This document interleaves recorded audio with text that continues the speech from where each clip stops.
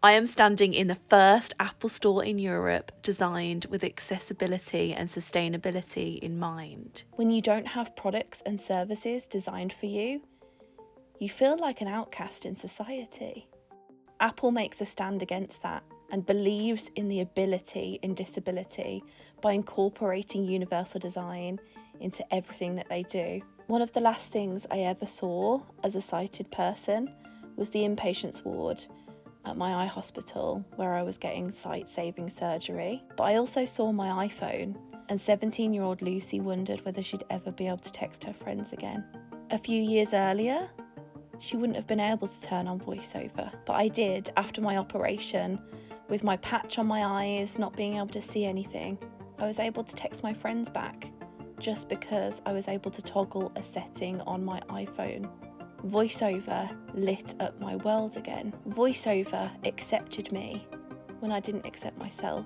This is Bill, and he's going to tell me about the Battersea store and how accessible it is. In this store, what we've done is tried to maximize sort of two things. One is the sustainability, and the second thing is universal design. It does have a very crisp, bright floor, but it's contrasting with the wood elements of the fixture set of the tables and the counters. And one of the things that we've understood, both from sight impaired as well as cognitive issues, you want a really clear separation between elements, so high contrast, but also very clear distinction between like floor and wall. We have a kind of black line around all the elements on the floor to really make that differentiation. We're sitting at the Today at Apple table, which the team uses to do sessions, and they do use a microphone. This table has speakers built into it, but what we've done is put an assistive listening loop in the floor, and the reason that we're using the floor-based one at this location is so that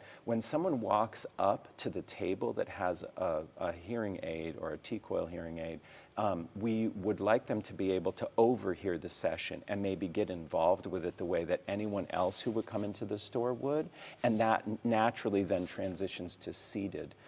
We have other assisted listening devices available in the store that are more portable when someone identifies that they would like to use that. In the layout of the store and the planning, we have made what we call an accessible aisle. So we have an ability for two wheelchair users to pass each other around the entire store. And the kind of goal with that, for each store, everyone has an ease of mobility. And when we do that change for wheelchair users, you see that it impacts all users. The store is just easier to navigate for everyone. Well, one of the bigger visual impacts that you'd see in the store is that we have a varied fixture set. So we have changing height tables and counters because we worked with lived experience experts, and we looked at the different ways in which a wheelchair user or someone who prefers seating would want to engage with our team.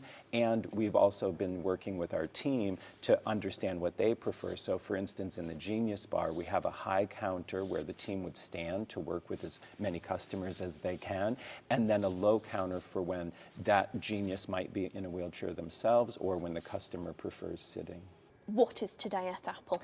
Well, Today at Apple is a set of inspirational sessions which helps you learn new skills or finesse them to create the things that you love. And they are taught in every single one of our stores across the world. They are completely free, so it doesn't matter if you do one session or 10 sessions, every single one of them are free. Today at Apple offers sessions which teaches the basics of assistive technologies, and so really to help folks with reduced mobility, vision loss, hearing disabilities as well. So there's a number of sort of skills that are built into our tools as well.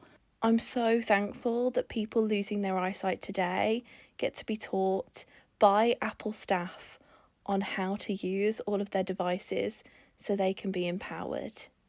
Stand beside me and many others with disabilities and say, hey, we can create a gorgeous store that has universal design as its core value.